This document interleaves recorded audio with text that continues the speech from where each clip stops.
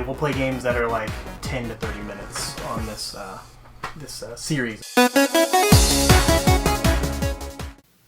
Bonjour, everyone, and welcome to the Drunken Pond once again. This is another half pint. Joining me tonight is Theresa, who's usually behind the camera, but nobody else showed up, so. Tonight, I spoke a little French because we have a little French game to play. But before we get to that, we gotta get to our first segment, which you're always here, so you know what it is. What's in the Stein?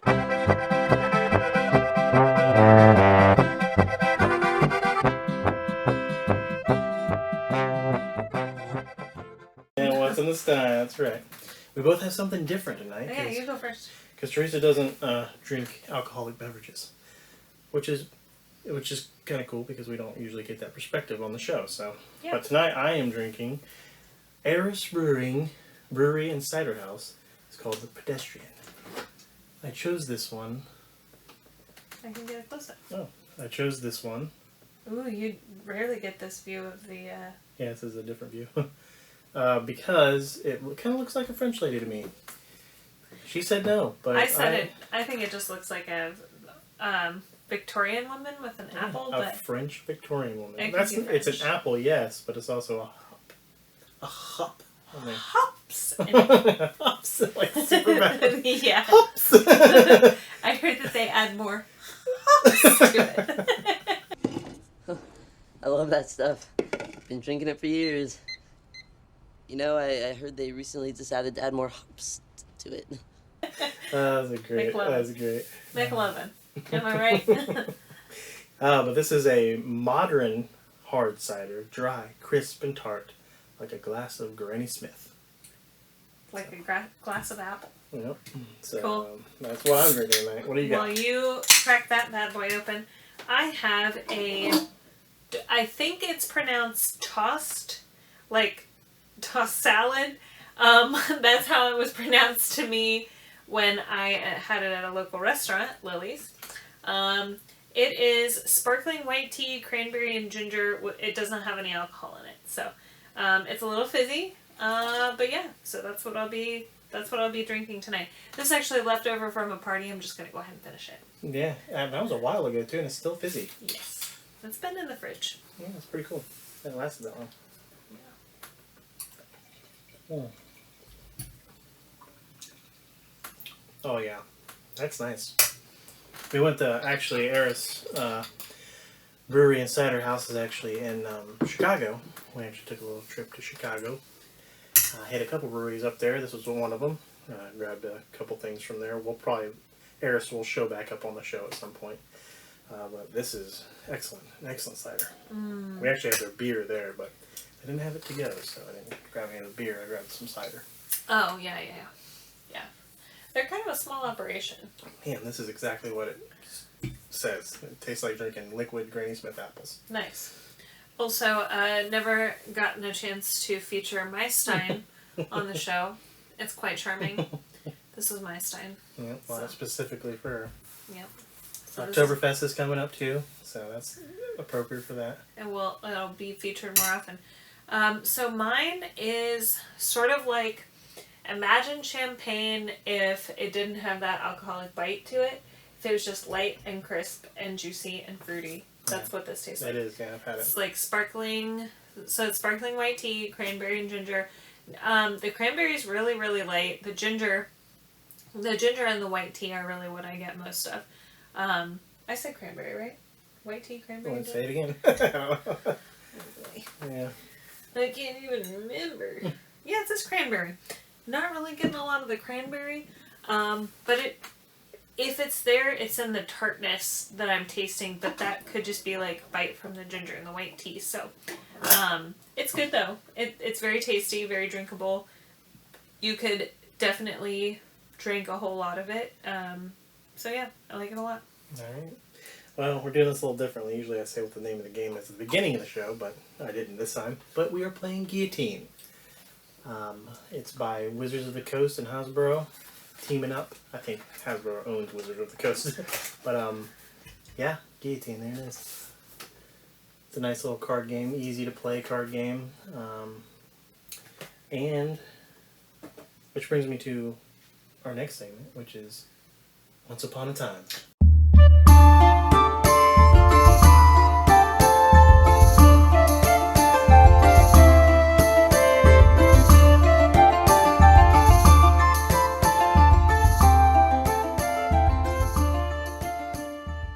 Once upon a time. So there is a tiny little story here, which if you guys don't know, actually there's a bigger story on the back of this. I'm going to read this one. Okay. Because if you don't know, the guillotine was invented in France to behead nobles. Mm-hmm. That's literally why it was invented. Well, I don't know if that's why it was invented, but it was definitely used. It was the method of death of many a noble during the French Revolution. True, yeah. It might not have been invented specifically for that, but it was used a lot for that. It does have a French name. Guillotine is French. Yeah. So, this irreverent and humorous card game takes place during the French Revolution. Players represent rival guillotine operators, vying for the best collection of noble heads over 3 rounds. Each round, 12 nobles are lined up in the guillotine. The nobles are worth varying points depending on their notoriety. During your turn, you play action cards to change the order of the line so that you can collect the best nobles. The player with the most points at the end of the game wins. Will you be skillful enough to bribe the guards and collect Marie Antoinette? Or will you lose points for beheading the hero of the people? I tried to take Maurice's job Yeah. of narrating the story. I wasn't paying attention, so hopefully you did a good job. You did him justice. We'll let the subscribers rate Yeah. whether or not Well, I the did a great viewers. job. It's not always the subscribers that view. It's other Viewers, commenters, whomever. Yeah. So, but we already drew our 5 starting action cards. Now we have to set up the guillotine here. So you place down from left to right 12 cards. 12 cards. And you see that's how many points they're worth on the bottom. So 1. This is the guillotine right here. Yeah. I'm not sure I can put it more like this so the people can see it. 3, 4, 5, 6. I think the last time we broke it up too, because there's not really enough room to do all 12, so we'll just do it like this. 7, 8. You just gotta remember what. Yeah. 9, 10, 11, 12. There you go. So this is the person closest to the guillotine. Yeah, then it goes like this because we don't have enough space on the table to put all 12 out in a row. I know, it's like, who does have enough space to do you'd that? have a really wide table to do that. We played it on a coffee table before and it still wasn't wide enough. So. Yeah, true. Okay. Let's see.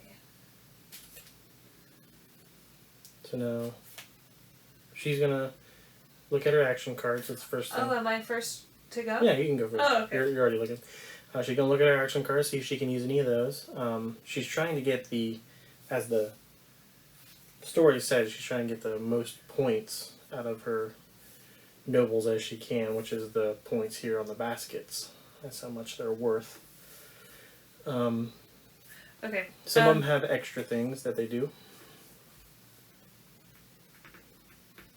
Okay. I will not play an action card, and I will just take the first nobleman. Okay, then she'll take that and she'll put it off the side. In my pile. And she has that councilman's head now. Sorry, Councilman. Actually, not sorry, because this is the French Revolution. Yeah, he was probably part of the problem. Yes, indeed. Alright, now I'll look at my Okay, action card. so it says, after each action card is played, move this card to the end of the line. So. And nobody played an action. Yep. Okay, cool. Yeah, so nobody played an action, so he doesn't move. Some of them have these extra, there's red bordered cards. Some of them will have an extra thing that they do, so you gotta make sure you read those. It's not just red. Oh, I guess it isn't, yeah. No. Some of them just have extra things. And how do you get more action cards? Ooh, that's a good question. I think it's at the end of your turn. We'll check. We'll check.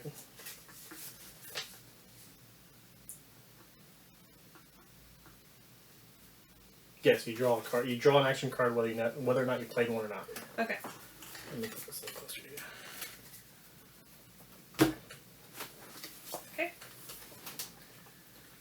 So you can just keep. There's not a limit of action cards you can have in your hand. So. But you can only play one per turn, right? Right. Okay. Unless you have a card that says otherwise. Sure. Sure. And we do this, so once we get through all 12 of the nobles, and then the next person in line doesn't have any nobles to behead, then that's the end of the day, and you start a new day. And there are 3 days in the French Revolution, so...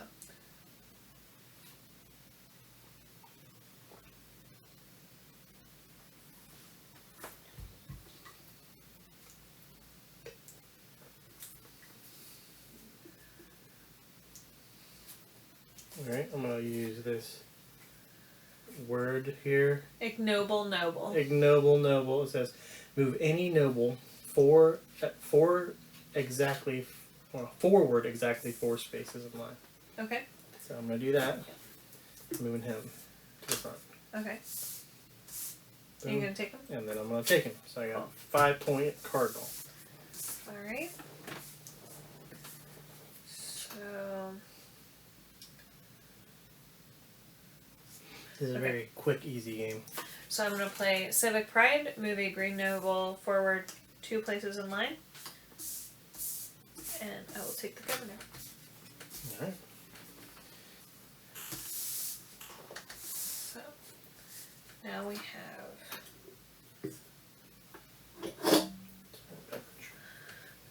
Too bad Cody isn't here.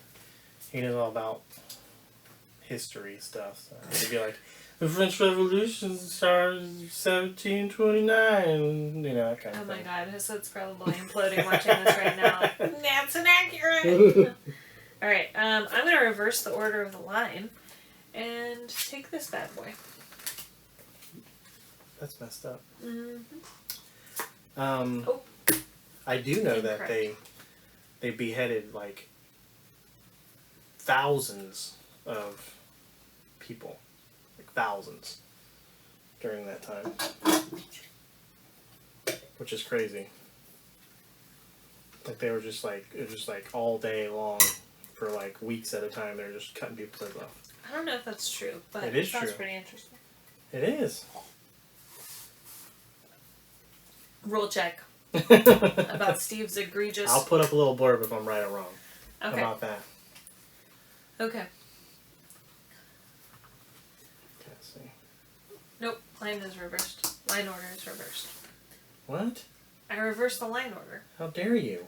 So, you're either doing... So it goes this way now. Oh, I see what you're doing. You want me to just move the cards around? Will that make it easier for you? No. Okay. Does that help? Put the guillotine over there so you remember who's on the That's chopping block. fine. I think it is your turn first.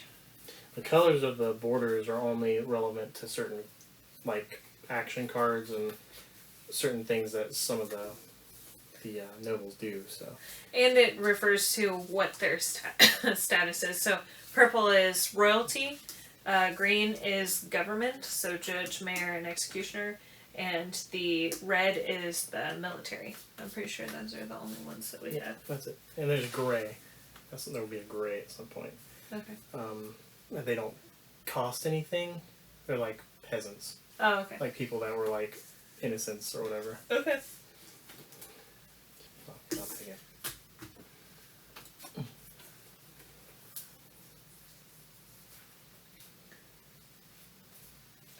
Okay, so I'm going to take this one, rearrange the first 4 nobles in line in any way you wish. Which means I'm going to take Marie Antoinette. No. Randomly rearrange the line just before a player collects. What? Serious? Yeah, serious. Stupid. Cool. So it's randomly rearrange the line.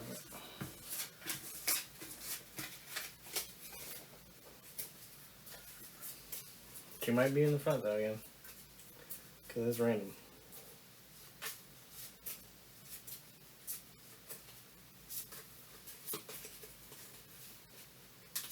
Okay. Unpopular judge. Oh, there's he. Mayor.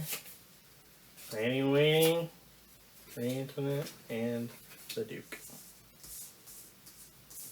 Lame. So I don't get to play another action card. No. That's really dumb. Okay, give me your hand. What? Oh.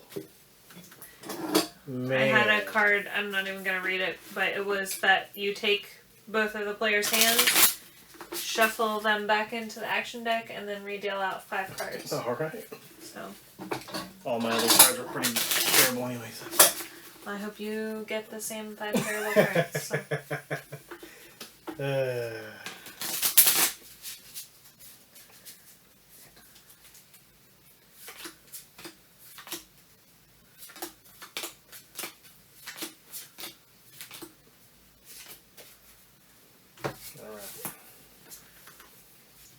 Alright, I'm going to put this in front of me so no more can be moved.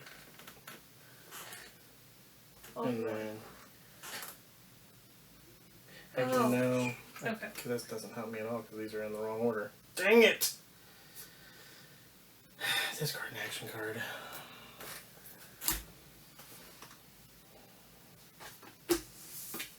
Cool.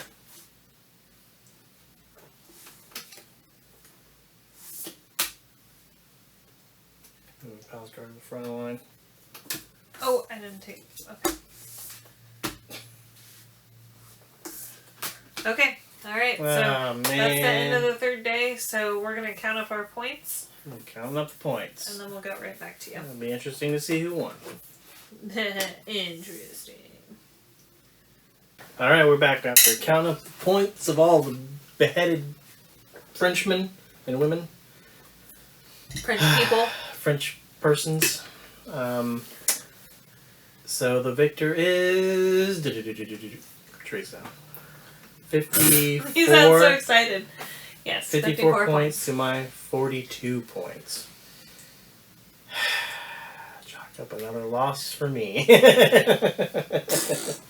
Nah. But yeah, that's Guillotine. Pretty simple, pretty easy to play. But this is a half pint, so let's get to the review real quick. Since you won, go ahead and start it off. So I think that this game it's really, really simple. You could play it with kids. How many players can play at the... Up to 5. Up to 5 players. We've played it with 3 before, and when you have 3 players, it's a lot more, there's a lot more chaotic stuff going on. And there's also less cards to be gotten. So, your points really are pretty crucial when you're playing with more players. Having said that, like I said, it's super easy, really easy to pick up. The numbers aren't super complicated. There aren't any cards that go over the number 5, so adding up the score is pretty easy. It's fast paced, you gotta pay attention to the line. It's got this cool little guillotine prop that came in the box. Yeah, I just kind of threw that one in there just to kind of show you where the end of the line is. Yeah. So you can keep track of what the line is. The artwork on it is really, really funny, I think. Like, realistic, but cartoony realistic. Yeah, like, show you a quick close-up of that. So, it's like, Disney's circa the 90s. So, Yeah. like, it seriously reminds me of Beauty and the Beast. Yeah. Like, you can't tell me that the hero of the people doesn't look just like Gaston with a wig. So, but yeah, aside from that, it's, like, the box is really, like, it's very simple. Not a lot of setup, just a little guillotine, which you don't even really have to play with if you don't want to. So yeah, overall I have a pretty good opinion of the game. Definitely a easy party game. Yeah, I would say the same. After you said the Disney thing, I was like, that's totally, yeah. I was thinking I recognized the artwork from somewhere, and that's definitely what it is. That's pretty funny. That's like straight out of one of those. Yeah. So it's it's kind of whimsical, especially for something that was very macabre, which was the French Revolution. It was a very bloody thing. obviously, I mean, they were chopping people's heads off left and right. So they kind of, you know, I wouldn't say make fun of it, but they kind of like, you know, make it a little more lighthearted. And you never know, you know, maybe this will get your kid into looking into history or something too. Yeah. I mean, or you could at least talk about history with your kid or whatever if you're playing it with them, or even with your friends and stuff, like people that don't know anything about the French Revolution. Might be a little conversation starter as well. Yeah, is it like a history textbook? No, not at all. It's definitely like a good representation of the types of things that would have been found in the French Revolution, like nobles and crooked religious people and palace guards and stuff like that. So sounds like similar to today still, but politics. It was it's fun. It's super easy to learn. I mean, we learned it the first time we played it like that. It didn't take. I mean, the rule book's like a couple pages. So, I enjoyed it. So, what'd you give it in pawn wise? Man, I keep thinking like, why not give it a 5? But I don't like to rate games like that. That's just my personal preference. Like, just because I can't find anything wrong with it.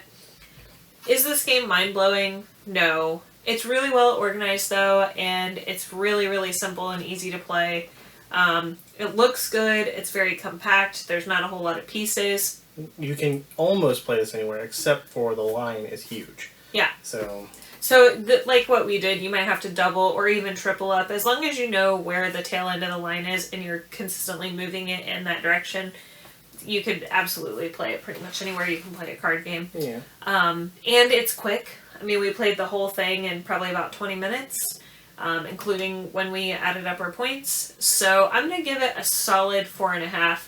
If I could give it a 4.99, I would, because I don't think this is what I think of in terms of a Golden Pawn game. It's not spectacular. It's not mind-blowing. But it is extremely, extremely solid. I do like it. I would play it again. It's like, even for somebody who does not like board games and doesn't want to learn something complicated, this is very fun. And I'm saying that out of experience. So, yeah, 4.5. I'd give it a 4. Solid 4. The only reason is because, like you said, it's nothing special. There's nothing special about this game. I mean, it's fun, which a 4 is a high marks, but it's not like the other 5 pawn games that I've given. Like I'm playing it and I'm having so much fun and I'm really into it and like I'm like, yeah, this is amazing, and like Bees and Dwarven Smithy and all those, like it's nowhere in that league. So, but as a card game, as a quick card game that's easy to learn, solid 4. You know what? I'm going to amend my score. I also think 4. 4? After hearing what you said about in terms of scoring, like 4 is nothing to sneeze at. A 4 is a really, really good game. And a 4.5 is like almost perfect. Yeah. So, and then a 5 is perfect. A perfect game. But in terms of like, is this game perfect? It's perfect for what it is. Yeah. I can't think Perfectly of a way. Simple. Yes, I cannot think of a way to improve it except for maybe getting rid of the guillotine, because if you don't take care of this could definitely like get to the point. Get rid of it. I think it's a nice little extra. I think that it should be different. That's all. Maybe like an actual guillotine. Yes. Like a plastic guillotine. Because really, it's just an indicator of where the end of the line is, and the way we were playing, anyways, like it just. I think they're trying to keep it cheap, you know. And yeah, it's just a part of the box. But after some period of time of playing with this or having it out, it's definitely going to see some wear because it's just poster board.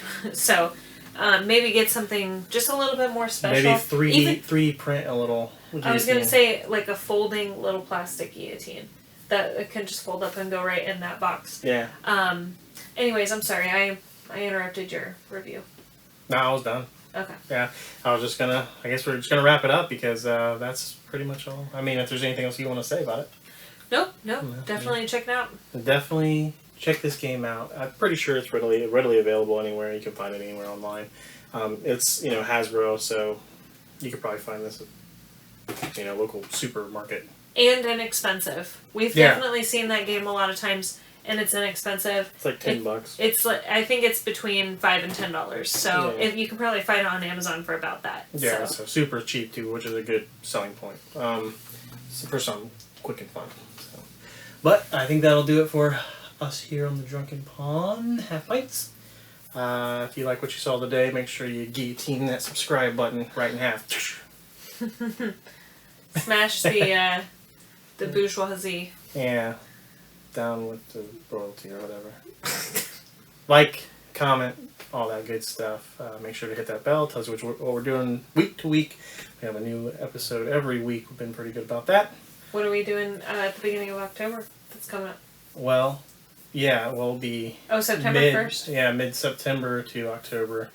We're hoping to do some Oktoberfest stuff. So we have a special episode, a very special episode coming up. Just keep an eye out for that.